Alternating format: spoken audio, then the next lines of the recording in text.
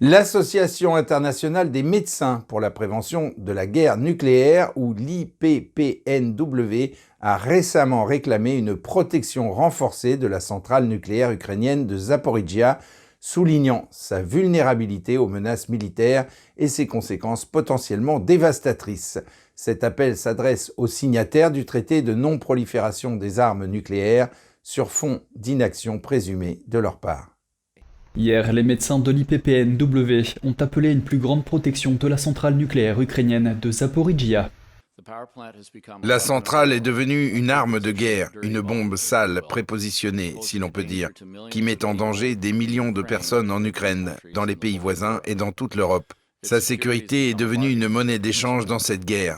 Nous pensons que le droit d'être épargné par la contamination radioactive ne doit pas être négociable. Angelika Clausen, vice-présidente de l'IPPNW Europe, a ajouté que l'appel à la mise en place d'une zone non militaire autour de la centrale s'adresse aux États membres du traité de non-prolifération des armes nucléaires. Malgré ces efforts, l'Agence internationale de l'énergie atomique, l'organe de surveillance des Nations Unies, n'aurait pas été suffisamment soutenue par les États détenteurs d'armes nucléaires.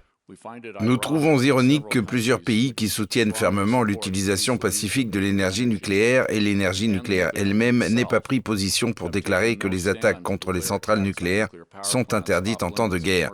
Cette inaction menace l'avenir de l'énergie nucléaire, car une nouvelle catastrophe nucléaire compromettrait gravement la volonté de tout pays d'accueillir des installations aussi vulnérables en l'absence d'un accord international clair interdisant les attaques contre ces installations.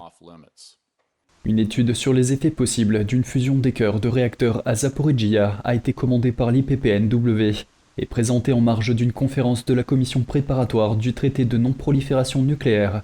L'étude a montré qu'il n'était pas possible d'assurer une gestion adéquate des catastrophes en temps de guerre, ce qui pourrait empêcher de prendre les mesures nécessaires en cas de libération de produits de fission. Un autre scénario, plus probable et que nous avons déjà vu, est l'action de combat sur le site dans le but de prendre le contrôle du site. Ce que nous avons également vu, c'est que dans un tel scénario, les armes ne sont pas si précises qu'elles épargnent toutes les parties essentielles de la centrale nucléaire. Il y aura donc des frappes accidentelles sur les bâtiments de confinement, sur le poste de commande. Du moins, ce n'est pas à exclure.